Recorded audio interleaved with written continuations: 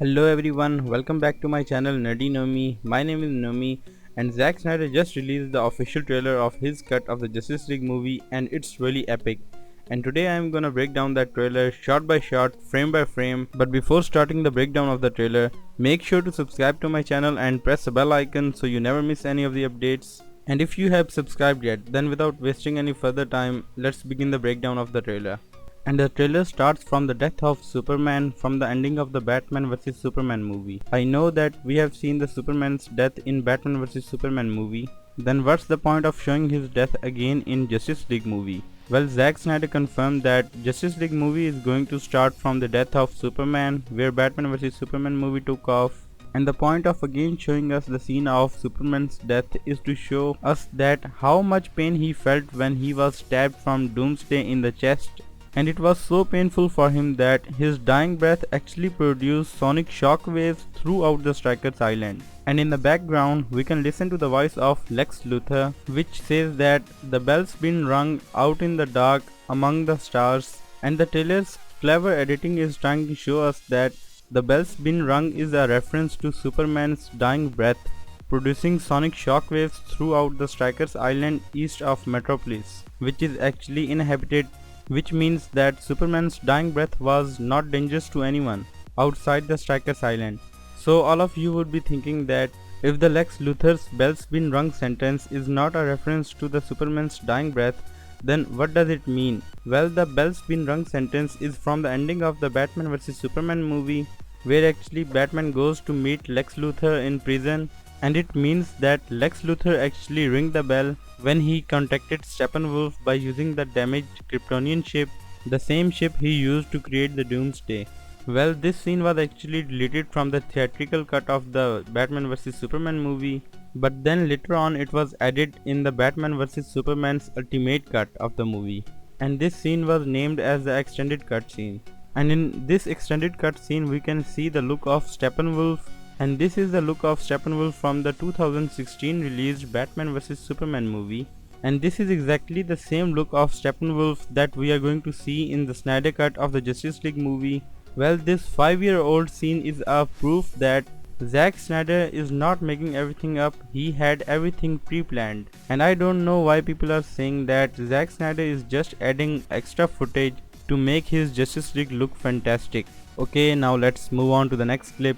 And in the next clip, the trailer's clever editing is trying to show us that Superman's dying shockwaves destroyed the temple of Themyscira, but it's not the case. This is actually the doing of Steppenwolf when he attacked Themyscira with the army of parademons to take his mother box back from the Amazonians. And in the next shot, we see Batman in the Nightmare's future sequence. Well, this is the extended version of the Nightmare scene that we saw in the Batman vs Superman movie, where the Superman actually turned evil. This is the same scene where we saw Wayne Manor destroyed and Darkseid has conquered Earth. And in this scene we see Diana at the Temple of Doom. Nope, just kidding, it's the Temple of Men. This temple was created after the first invasion of Darkseid, and the purpose of this temple was to warn all the tribes of mankind if again the invasion of Darkseid comes again. And in the hands of Diana is the same arrow that Queen Hippolyta fired from Themyscira to warn Diana and mankind about the upcoming invasion of Darkseid. In the Justice League movie we have seen the Amazonians say that the mankind won't understand its meaning. Then Queen Hippolyta says that mankind won't understand its meaning but she will, and by her she means her daughter Diana Prince. And how exactly the word of mankind can understand its meaning? I mean, the arrow literally lit the temple on fire. And this is the same scene where Diana finds a secret door to a secret room where she finds additional information about the invasion of Darkseid. I mean the first invasion, not the upcoming invasion. Because the upcoming invasion would be the invasion of Steppenwolf, not of Darkseid, because basically Darkseid is not coming for this one. He is going to come in the second one, in Justice League 2 movie, if it ever gets created. And in here we can see 3 mother boxes united forming the Unity, which causes a planet transform into the birthplace and home of Darkseid, known as Apocalypse. And we can also see his anti-life equation. And then we get a first look of Darkseid from the future of Nightmare scene. And here Darkseid is with Desart on his right. Well, Darkseid is his lieutenant and serves as a master torturer. And on the left of Darkseid is Granny Goodness. and on the back of them are the army of parademons. And the reason that I said this is a scene of future nightmare is that we can actually see the burning skyscrapers in front of Darkseid, and I think that Darkseid doesn't need skyscrapers on Apocalypse because Darkseid can fly and he is so powerful, and he is also one of the new gods, and his whole army of parademons can fly. So exactly why they are going to need skyscrapers? And if you look closely, you will see that some of the parademons are bigger than the other parademons. And we have actually met and seen these parademons in the Batman vs Superman nightmare scene, where a big parademon comes and knocks out Batman, and then Superman rips out Batman's heart. It's harsh, right? And then we see Steppenwolf kneeling down to Darkseid, and here we get a clean look of how exactly Steppenwolf looks without his armor. And Zack Snyder confirmed that Steppenwolf is going to wear an armor in the Snyder cut, and that armor is called Living Knight Armor, and that armor is actually alive and it is connected to Steppenwolf's mind, which means that he can easily take off and take on his armor whenever he thinks about it, just like Iron Man in the Marvel Cinematic Universe. Well, this is the meltdown power plant of Russia, and in Josh Whedon cut of Justice League movie, we have only heard Steppenwolf say that "Hail Darkseid," but in Snyder cut we are actually seeing Steppenwolf connecting with Darkseid. And this is the same scene where Steppenwolf is going to explain to Darkseid that no protectors here, no lanterns, no Kryptonian, this world would fall like all the others.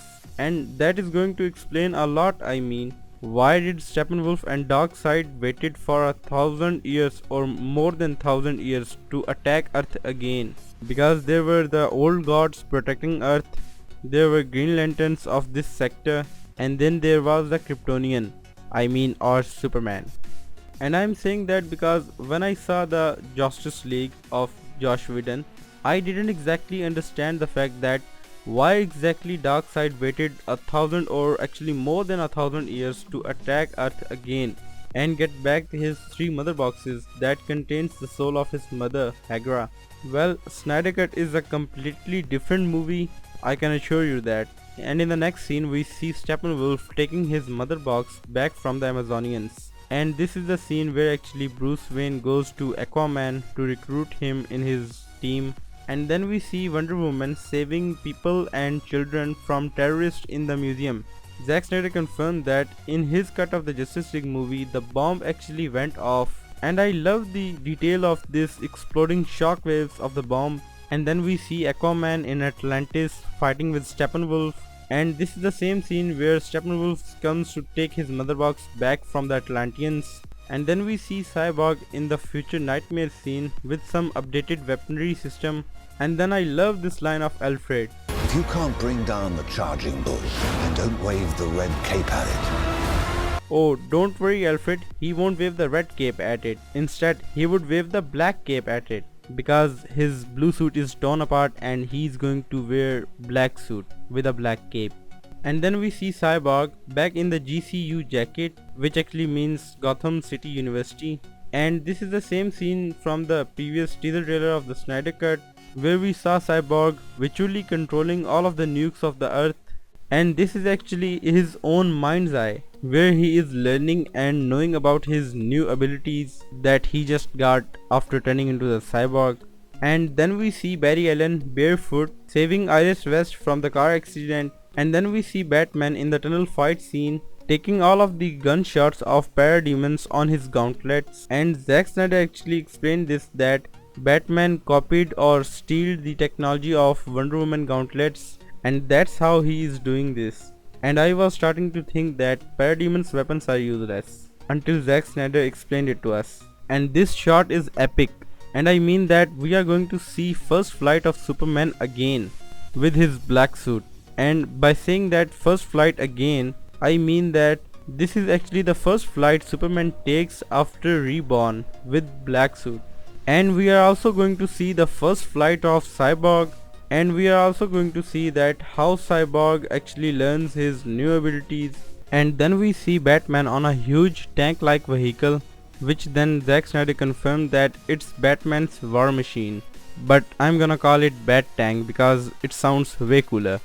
And it looks like the scene of the ending of the movie where the Justice League defeats Steppenwolf, and then we see Cyborg trying to separate the mother boxes, but the unity of the mother boxes is producing some kind of power surge that consumes Cyborg. And we can also see that Flash is trying to save Cyborg. We have seen in this trailer that Flash is going to time travel back and try to save someone from an explosion, and I am guessing that the explosion is the power surge from the mother boxes, and I think because of those surges, I think half of the Justice League dies, and I think that's why we see Flash trying to reverse the time, and I think he's trying to save someone or the half of the Justice League.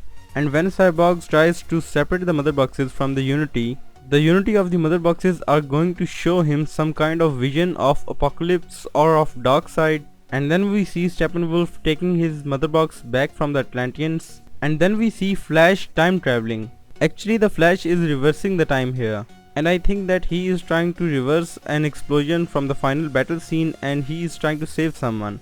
And then we get an extended shot of Amazonians fighting with the army of Darkseid, then Wonder Woman fighting with Steppenwolf, and then we see Superman in black suit fighting with Steppenwolf. This is the scene from the final battle of the movie where whole Justice League gets defeated by Steppenwolf. So Superman comes to save the day, and then we get back to the Nightmare Future scene where we see that Jared Leto's Joker is back. And I think that Jared Leto's Joker and Ben Affleck's Batman have teamed up to save the world from the dark side. Zack Snyder confirmed that Jared Leto Joker killed Robin and burned down the whole Wayne Manor. So what exactly happened that two worst enemies that they are always trying to kill each other have teamed up? Well, Darkseid happened. And the Joker says to Batman that we live in a society where honor is a distant memory. Isn't that right, Batman? So what Joker mean is that Batman used to have honor while fighting his enemies. Batman used to have a code or a line that he never crosses by killing someone, but we have already seen in the Batman vs Superman movie that how much brutal Ben Affleck's Batman is, and that's what Joker was trying to do. Joker was trying to make Batman break that code, one rule that he had that he won't break, and that code was that Batman never kills. But this Jared Leto's Joker made Batman actually kill. What I mean to say is that the past of Ben Affleck's Batman is so horrible that he had to cross that line, and so Joker won. Alright everybody, that was the last scene of the trailer, so my breakdown ends here. This new trailer actually contained 80% of new footage and 20% of the old footage. We have already seen the 20% of the old footage in the movie of Josh Whedon cut or in the previous trailers, that's why I didn't break it down again.